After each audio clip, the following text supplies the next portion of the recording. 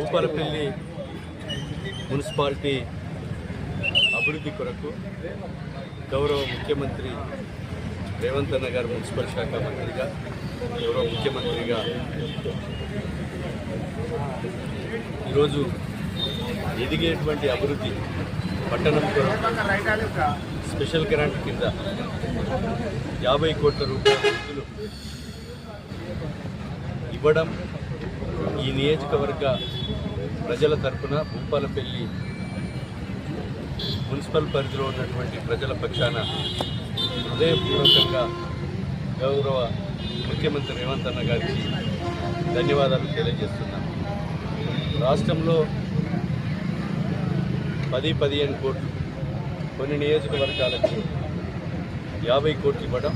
అందులో భాగంగా మనకు కూడా 50 కోట్ల రూపాయల నిధులు కేటాయించినందుకు